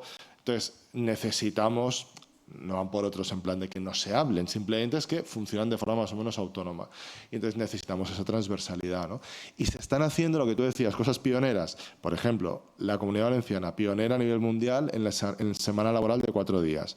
El Ayuntamiento de Valencia tiene un proyecto para poner placas solares en los cementerios. En Barcelona ya hay placas solares en cementerios. Aquí también tengo que decir que el nombre es RIP, Requiem in Power, que yo considero un poco... vamos a esperar que no oculte las bondades energéticas del proyecto, pero eso es pionero, de hecho se está vendiendo. O Valencia es una de las ciudades donde más está creciendo el uso de la bicicleta, creo que un 13% de personas ya se desplaza a diario al trabajo en bici. O, por ejemplo, Valencia será capital verde en 2024 y ha sido capital de la alimentación sostenible de la FAO en 2017. Evidentemente, esos son títulos un poco honoríficos, pero hay que llenarlos de contenido, ¿no? Pero sí que creo que ha habido una mejora en urbanismo. Por ejemplo, estamos empezando con las superilles, las superislas, las supermanzanas, las supermanzanas. Estamos, digamos, otro tipo también de jardinería, un poco, digamos, el tema de los alcorques. Aquí es una cosa que se nota muchísimo. Tú vas a Madrid y lo que ves en un alcorque es cemento y un árbol cortado. Y vienes aquí y al menos los alcorques los están haciendo más grandes, ¿no? Y bueno, una serie de cuestiones que yo creo que sí que se está viendo. De hecho, de ahí viene un poco esta capitalidad verde, ¿no? Creo que quedan muchas cosas por hacer, pero creo también que hay suficientes indicios para pensar que presionando, porque yo hace tiempo también hace unos meses estuve en un encuentro ciudadano de presión al gobierno municipal y de dar nuevas ideas, etcétera, que presionando se pueden seguir haciendo cosas. Y yo lo he pedido en público en un periódico, o sea que lo vuelvo a pedir aquí, es que la legislatura que viene, a nivel autonómico, se separen, por favor, las competencias energéticas de las ambientales y que vuelva a haber una consejería de medio ambiente y que las competencias de energía, que ahora están divididas en 3 consellerías y por eso el pifostio que tenemos, que vuelvan a estar, que estén unificadas y que también así se puedan evitar ciertos malentendidos burocráticos, vamos a decirlo así. Sí. Bueno, antes de nada, muchísimas gracias por el libro y por la reflexión. En realidad, yo me he sentido como súper aliviada cuando he visto el título del libro y te he oído hablar ahora, porque llevo como unos meses sintiendo en secreto y de una manera inconfesable que algo intuitivo que me decía estoy contra la sostenibilidad y me parecía como que eso no se podía decir. Y estoy totalmente de acuerdo, creo que esto es necesario. Y intuitivamente, no sé si tú me puedes ayudar a elaborar este pensamiento, ¿no? Pero intuitivamente como que asocio no el concepto, por supuesto, puro y honesto de la sostenibilidad, sino lo que se entiende ya por sostenibilidad en el discurso. Asocio este concepto nuevo de sostenibilidad a 3 cosas. Es de una manera intuitiva y, ya digo, no tengo tampoco ni los datos ni las pruebas, pero es como una intuición. Primero, lo asocio a que realmente las grandes corporaciones y los poderes económicos están utilizando esto para todavía ir hacia un mundo más insostenible, más desigual, en el que esto se ha convertido ya en un nicho de mercado y de oportunidad para ellos para subir precios, para acceder a subvenciones, como lo que hablamos antes de los fondos públicos usados para coches eléctricos y que al final estamos pagando a industria automovilística. Y también para depredar recursos y esto lo vemos con, por ejemplo, lo que está pasando con los eólicos en Galicia y me gustaría si pudieseis ver el mapa de todos los eólicos que están ahora mismo programados en absolutos paraísos naturales. Y eso, pues, obviamente es posible pues, porque están aprovechando esta oportunidad para seguir depredando. Y obviamente esto es totalmente contraintuitivo con lo que sería la sostenibilidad real y donde los estados deberían apostar, obviamente, por el transporte público versus coche eléctrico. Además, ya creo que lo del coche eléctrico por sí solo, intuitivamente a mí no me parece sostenible desde el momento en el que hay coches eléctricos diseñados con asientos que te dan masajes. Entonces, la palabra de crecimiento no se escucha, da miedo. Es decir, al final esto creo que se está utilizando como para seguir acelerando todavía más el tema del consumo. El segundo aspecto que asocia a sostenibilidad, y esto también es bastante intuitivo y no sé cómo explicarlo bien, pero es creo que se está aumentando la desigualdad social y de alguna manera me parece que nos estamos empezando a parecer más a cosas malas que se ven en Estados Unidos, como que hay la gente que tiene acceso a más medios, que puede ir a un supermercado a Trader Joe's y elige entre 30 clases distintas de arándanos bio, localmente producidos, mientras que el resto de la población que no tiene acceso, pues solo tiene acceso a alimentos insalubres y pseudo-chopez lleno de cosas horribles. Y después también me suena es el tercer concepto al que lo asocio, a privilegio. Porque de alguna manera he tenido ya muchísimas discusiones con muchos amigos sobre esto, ¿no? Cuando igual ellos, pues claro, como van en bici y, yo qué sé, no comen carne o tal y cual, pues ya están súper contentos consigo mismos y te echan broncas, pues que igual viajas mucho, igual no sé qué, y digo, bueno, yo creo que también hay que tener cuidado con estas cosas, primero porque esto creo que es una visión privilegiada y autocomplaciente, y por ir en bici tú no vas a cambiar el mundo, es decir, yo creo que esto igual está haciendo que dejemos de luchar realmente de una manera organizada. Y bueno, un poco también en relación con lo que decías, ¿no? De individualismo, de que realmente al final es una cosa individualista y me suena eso, a privilegio. Y nada más. Pues estaba apuntando, si me veías ahí con la mirada hacia abajo. Estoy bastante de acuerdo con lo que dices. Me he ido apuntando algunas cosas y si se me ha olvidado algo así como muy... me lo repreguntas, ¿no? Sin problema. Sobre lo que dices del decrecimiento, sí, pero, por ejemplo, yo creo que hay motivos para la esperanza y es que ahora en el Parlamento Europeo están hablando de decrecimiento. De hecho, está von der Leyen hablando con Jason Hickel, que es el autor de Menos es más, que acaba de publicar además Capitán Swing. Y hay varios teóricos del decrecimiento ahora mismo en el Parlamento Europeo dialogando directamente. Eso evidentemente está pasando a muchos kilómetros de aquí, el debate no está en la sociedad como tal, pero yo, quieras que no, me alegra ver que se puede empezar a tocar estos temas. En el libro, no es un spoiler, pero bueno, un poco sí, pero da igual.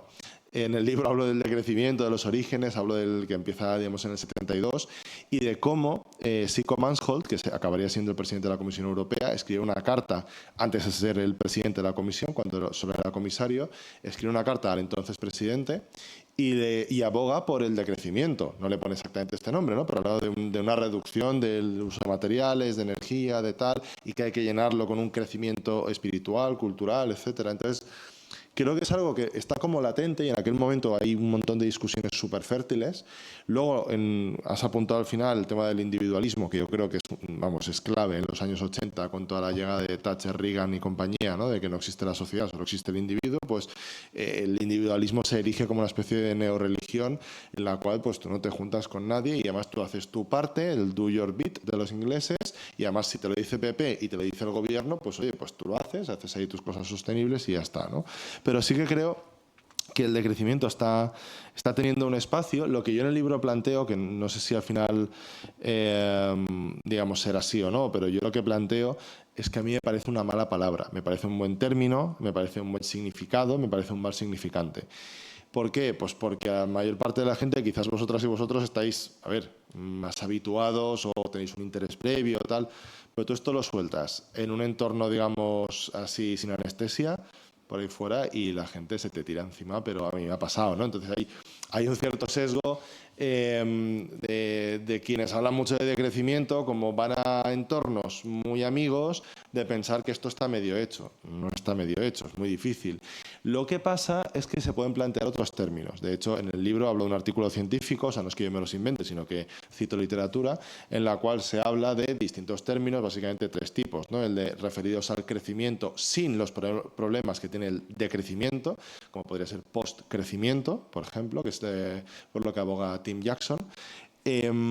Y además esto es fundamental porque el decrecimiento parece que vaya hacia abajo, que sea malo, y sobre todo el decrecimiento en un sistema capitalista automáticamente lo asociamos a recesión, y en recesión, como decía una profe mía de la escuela, paga poca ropa, o sea, nosotros. Y ahí mucha gente lo que asocia es decrecer, estar peor. No. Y hay que romper, ¿no? esa sinonimia del crecimiento con el bienestar, pero eso cuesta mucho. El segundo grupo es aquello que se refiere a la economía, nueva economía, economía verde, economía sostenible. Y el último grupo es el que, de hecho, hablábamos Sara y yo antes, de la buena vida, el vivir bien, el bienestar compartido, en fin, distintas fórmulas. Yo creo que este es el que tiene más enganches probablemente, ¿no? A la gente decirle, tú vas a ir mejor, o sea, vas a tener más salud, vas a tener más tiempo, vas a tener más capacidad de hacer más cosas. No sé si más dinero como tal, pero el dinero lo que te compra es tiempo, te compra posibilidad de estar con gente, te compra experiencias. La cuestión es dar esas experiencias o ese tiempo sin tener que comprarlo, ¿no? Es que esto es muy difícil y queda muy bien decirlo, ponerlo en un libro, y es dificilísimo trasladarlo a la realidad.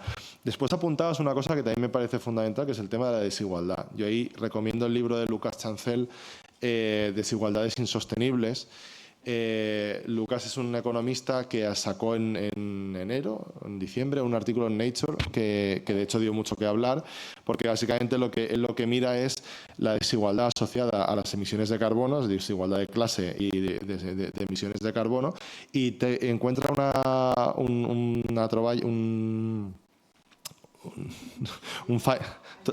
hallazgo, me salía otro vaya finding, ¿sabes? Pero esta vez igual, ¿no? Encuentra, es que aparte con Sara, nos hemos conocido siempre en valenciano, por eso en cuanto giro un poco los ojos hablo en valenciano, disculpa. Bueno, el caso, encuentra un hallazgo que es que ahora actualmente, en 2023, la desigualdad en emisiones de carbono se explica más por desigualdad de clase que por país. Es decir, en 1990 la desigualdad en las emisiones dependía sobre todo de si tú eras un señor de Estados Unidos o de Camboya. Ahora mismo depende de si eres un señor rico o pobre dentro de un país, dentro de Estados Unidos o de Camboya, donde sea, ¿no? Entonces la desigualdad para mí es fundamental y yo creo que la lucha contra el cambio climático es la lucha contra la desigualdad. Fundamentalmente porque es una cuestión, digamos, que hay que abordar sí o sí, aunque no hubiese impacto ambiental, pero es que además la desigualdad crea problemas ambientales y los problemas ambientales crean más desigualdad, con lo cual no entiendo que se pueda luchar contra una cosa sin hacerlo contra la otra, ¿no? Y eso tiene relación con lo que comentabas de tus, perdón por decirlo así, también de los amigos, estos que lo hacen todo medio perfecto, en bici y tal. Creo que aquí tenemos que ser capaces de hablar de condiciones de vida en vez de estilos de vida. El problema es que un estilo de vida tú lo puedes vender, lo puedes vender en el suplemento del País Semanal, lo puedes vender en Vogue, lo puedes vender en Instagram. Trucos para ser más sostenible, que al final puedes comprar o te puedes sentir bien porque te unes a esa corriente, ¿no? Para ser sostenible. La cuestión es crear las condiciones de vida para que todas y todos podamos disminuir nuestras emisiones, porque si no al final lo que estamos haciendo es que el señor o señora que tiene un Renault Scenic de hace 17 años y contamina un porrón, pero tiene que ir al polígono industrial porque no hay ni transporte público ni carril bici y está a 18 kilómetros, se sienta mal. Encima de que está contaminando y de que no tiene dinero, te sientes mal por estar yendo en tu coche, ¿no? Y esto pasó, de hecho, con el tema de la pandemia. Hubo gente que después tuvo mucho miedo, normal también, y empezó a usar el coche privado. Y entonces se sentía mal por todos los sitios, ¿no? Porque se sentía mal porque no estaba, o sea, estaba contaminando y a la vez estaba perdiendo dinero por ir en coche privado, en fin. Entonces tenemos que luchar contra eso, tenemos que poner alternativas y que al final el ser o no ser sostenible, vamos a decirlo así, aunque no me gusta la palabra, no depende de que te lo puedas pagar o de que seas muy trendy, eco, happy y tal. Y después, por último, yo creo que hay que huir del hiperperfeccionismo. No lo digo por tus amigos, yo también tengo amigos así, o sea, pero hay que huir del lo hago todo bien, porque al final esto es como si tú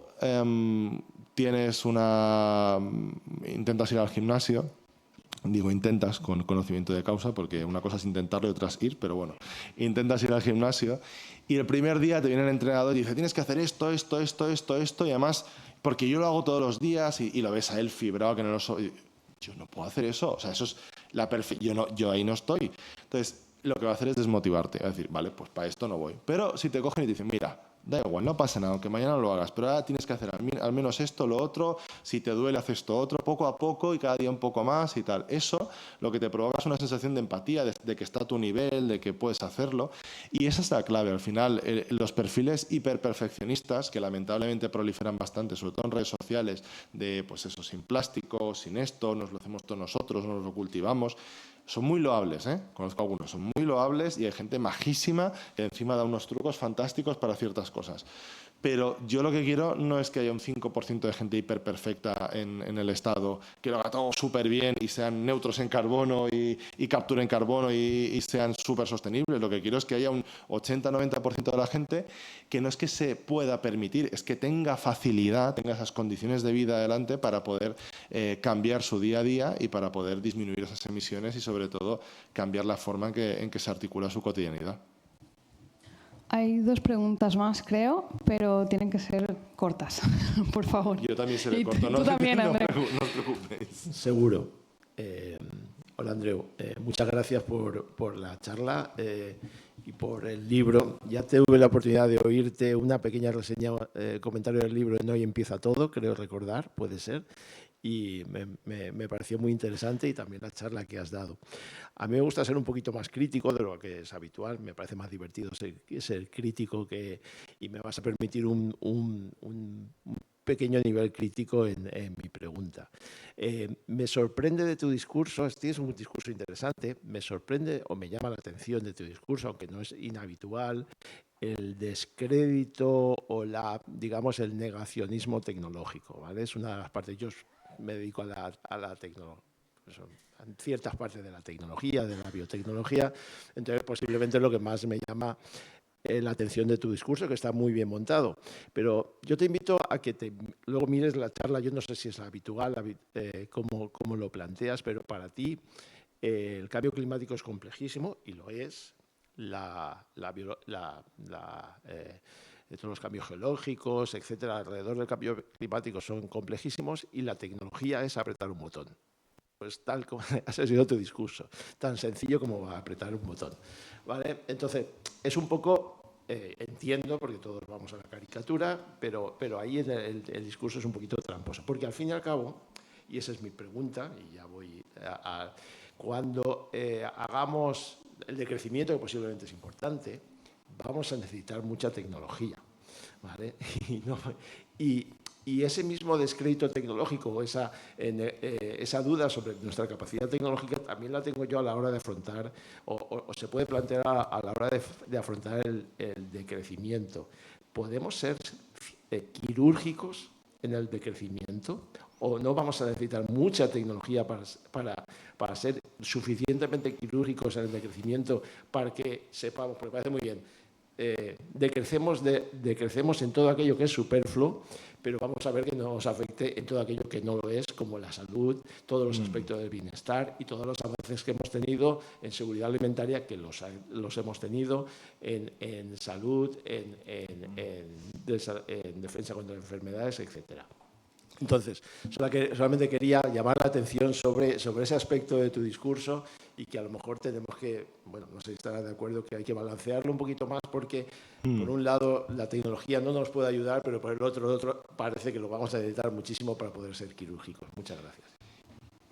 Pues yo te agradezco el comentario, porque efectivamente, a ver, no hay en mi intención un descrédito tecnológico, es más bien una prevención, y eso sí que lo digo como tal. Evidentemente el botón tampoco es una metáfora, es una simplificación. Pero mi problema fundamental, no con este auditorio de personas que estáis aquí, sino que después de muchos años dando charlas, existe lamentablemente la percepción en la ciudadanía de que los políticos tienen que hacer algo, y de que hay una solución, además lo digo tal cual, una solución que no están aplicando por presiones de las empresas. Entonces, mi problema con la tecnología, yo no tengo ningún problema con la tecnología como tal, de hecho, yo vengo del mundo científico, es decir, mi problema con la tecnología es la percepción que la ciudadanía tiene, como que va a solucionar todos los males sin tener que replantearse las causas profundas del problema. El problema tiene unas causas fundamentalmente económicas, productivas, del sistema capitalista, cómo funcionamos, cómo nos movemos. En el libro argumento, que no ha salido, por cierto, la pregunta no ha salido del tema de la superpoblación y tal, pero argumento por qué no es uno de los grandes problemas. Entonces, a mí lo que me preocupa de todo esto, o sea, yo lo que hago, yo tengo una visión muy, muy divulgativa, y lo que hago es a veces ir muy a la contra, o digamos, empujar mucho para obligar a que haya un planteamiento. Y creo que la creencia, vamos a decirlo así, tecnooptimista, porque el tecnooptimismo sí que yo creo que impera en cierta medida en parte de la sociedad, está tan arraigada que me he encontrado a lo largo del tiempo que o empujo o sacsejo, o sacudo un poco más al personal, o realmente es como que no oyen nada, ¿no? Es como que, bueno, sí, este me dice que no habrá ninguna solución, pero seguro que hay alguna. Entonces, es verdad que quizás lo he dicho de forma, digamos, muy vehemente, pero sí que creo, por supuesto, que la tecnología va a tener un papel fundamental para empezar todas las renovables, por supuesto, cuestiones incluso de salud, etcétera. Eso no me cabe la menor duda. O yo sí que soy un poco tecnooptimista, lo he dicho, con el tema de las baterías. Yo estoy seguro que va a mejorar mucho la capacidad de almacenaje de energía, y el tema del reciclaje, nuevos materiales, etcétera. Pero lo que quiero, de alguna forma, hacia donde va encaminado mi discurso, como el de otra gente, es a dejar muy claro que esto no es un problema tecnológico. El otro día estaba en una charla con Marta Peirano en Barcelona, que no sé si la conocéis, escribió el libro de El enemigo conoce el sistema, sobre temas de capitalismo de vigilancia, etcétera, y ahora ha escrito uno sobre, bueno, se llama Contra el futuro, y me confesó que el libro se iba a llamar Esto no es un problema técnico, pero que su editor no lo dejó. Entonces, esto, como lo dijo ella después en la charla, sé que se puede decir, si no, no lo hubiera dicho. Entonces, creo que hay una percepción compartida entre quienes nos dedicamos un poco a divulgar esto, en que el hecho de que la gente piense que hay una solución tecnológica es una de las mayores barreras, o resistencias, mejor dicho, para que actúen en ciertos ámbitos. Creo que sí que hay que balancear, pero para balancear es como que ahora mismo, igual me equivoco, pero gran parte de las esperanzas de la sociedad están puestas en la tecnología. Hay que bajar la tecnología, creo, de ese pedestal de que nos salvará. No, digamos, no a la gente que hace, digamos, a la gente técnica que está fabricando esa tecnología o está investigando, sino hay que bajar la tecnología del pedestal social y cultural que tiene y decir, ahora que ya está aquí, vamos a darle el valor que tiene, que es mucho, pero vamos a ser conscientes de que tenemos que ir por otros caminos. Porque, por ponerte un caso, el tema agrícola, y ahí hay un debate que no puedo entrar ni por tiempo y también hasta por conocimientos. En la cuestión del uso de tierras hay un debate muy fuerte sobre la intensificación o no de los procesos agrícolas. Hay gente que dice vamos a intensificar a lo bestia con tecnologías también incluso pues, genéticas, etcétera, o tecnologías de cultivo, y así dejaremos más espacio a la naturaleza, y hay otra gente que dice no, vamos a cultivar de otra forma, más inscritos en los ciclos biogeoquímicos, etcétera. Ayer o anteayer salió un artículo en PNAS que hablaba de que el 27% del declive de los, bueno, que la mayor parte de la culpa del declive de las aves en Europa se debe a la agricultura intensiva. Son problemas muy complejos que evidentemente no caben en una charla, ni siquiera en un libro, porque no me dio tiempo a ello. Pero sí que te tomo la palabra, entonces en próximas ocasiones trataré de que no sea tan vehemente, sobre todo para que la gente no se asuste, que piense que yo estoy en contra de toda tecnología, porque, y esto sí que lo tengo que decir, hay otros divulgadores, se dice el pecado pero no el pecador, que sí que yo los considero directamente tecnófobos. E incluso no tecnooptimistas, pues está tecnopesimistas, o sea, y no tendremos móviles en de aquí poco tiempo y los coches no sé menos, y hay gente que casi goza con las noticias malas, ¿no?, sobre la tecnología. Yo no, yo de hecho me alegro cada vez que sale una buena noticia tecnológica, pero creo que siempre la tenemos que poner un poquito en cuarentena y decir, ojo, esto es muy bueno, pero tenemos que ir también por otras vías. Y disculpad porque me he pasado más de lo que pensaba con la pregunta. La siguiente soy súper... La última, súper rápida. Sí. Bueno, yo quería preguntarte un poco sobre la contribución histórica de CO2 y tal. Y parto de la premisa, no sé si incorrecta, de que los países que actualmente son más potentes económicamente son los que más han abusado. Entonces, ¿cómo ahora desde estos países que nos hemos aprovechado de todo esto, vamos a China o a países que ahora mismo están abusando más y les decimos, oye, ya se ha acabado, ya no se puede abusar, hay que cambiar el modelo? O ¿cómo se gestiona esta hipocresía? ¿Con una cerveza? No, a ver, ¿se gestiona mal? No. Creo que es una buena pregunta y de hecho seré muy breve, no te preocupes, Sara. No. Brevemente, es buena pregunta y de hecho por eso ha sido uno de los grandísimos escollos de las cumbres del clima. En la última cumbre, en la de Egipto, que fue un desastre en muchas otras cuestiones, sí que hubo un compromiso histórico, porque de hecho lo fue, sobre todo para países africanos, de América Latina, de Asia, de reconocimiento, digamos, del Fondo de Compensaciones por Daños y Pérdidas, en el sentido de que los países ricos admitían que ellos tenían gran parte de culpa sobre lo que les estaba pasando, porque aquí lo que pasa es que los países que menos han contribuido al cambio climático encima son los que más lo sufren. Es decir, Bangladesh no ha contribuido en prácticamente nada y es el que más lo está sufriendo, ¿no?, o de los que más lo están sufriendo. Entonces, aquí la cuestión fundamental es, uno, estos datos que yo he dado antes son de un estudio de Carbon Briefing, que es un portal de cambio climático. Hay revisiones más o menos continuas, ¿no?, pero en principio está bastante claro que hay una responsabilidad histórica que puede variar en un pequeño rango, pero Estados Unidos, Reino Unido, que son los que primero empezaron a quemar carbón a lo loco, Alemania, Italia también, España, Francia, tenemos una responsabilidad responsabilidad histórica en todos los sentidos, en un sentido primero de lo que hemos quemado nosotros y después de todo lo que hemos transformado también otros territorios, ¿no? Entonces creo que ahí no hay posibilidad de acción mundial, multilateral, sino hay una asunción primero de las responsabilidades históricas. Y esto tiene que venir no solo de firmar el Fondo de Compensaciones y Daños en la COP, sino también de transferencias de tecnología, de condonación de deuda y de otro tipo de políticas que espero que se vayan poniendo en marcha para asumirlo. Y sobre todo, sí, ahora China contamina mucho. Para empezar, contamina en parte, no sobre todo, eso ha cambiado desde el principio del siglo, pero en parte para fabricar cosas que consumimos aquí, no olvidemos.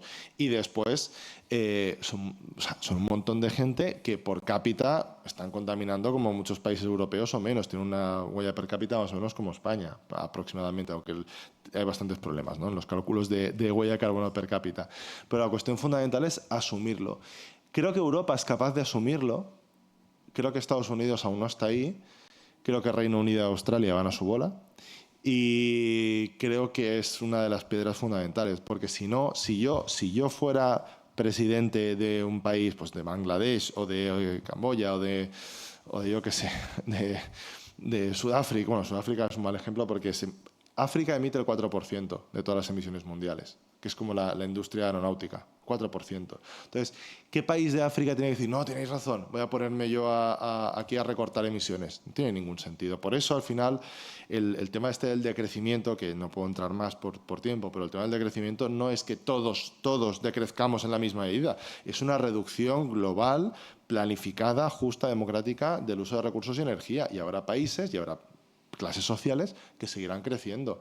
¿Eso qué implica? Pues que aquí va a haber que decir, pues ciertas cosas se han acabado y ciertos lujos y ciertos gastos superfluos de energía y materiales se han acabado. Y eso es doloroso porque implica renuncias y el problema es que nadie quiere volver de la COP, ningún dirigente europeo de Estados Unidos o de tal quiere volver de la COP habiendo firmado, bueno, sí, tal país va a seguir aumentando sus emisiones, pero aquí vamos a bajar un 10, un 15, un 20, un 30, un 40%, vamos a tener que cerrar esto, lo otro, y es un problema irresoluble. Pero yo creo que el primer paso que se dio en Egipto es esperanzador y de hecho nos pegaron un toque de atención y eso yo lo veo muy bien porque yo escribí un artículo y había varios divulgadores que hablaban de la cumbre de Egipto, otro fracaso y tal, y hubo varias personas de África en particular, varios técnicos de distintos países que dijeron, oye, basta ya de esta visión occidentalizante porque para nosotros que el Occidente haya reconocido que tiene una responsabilidad histórica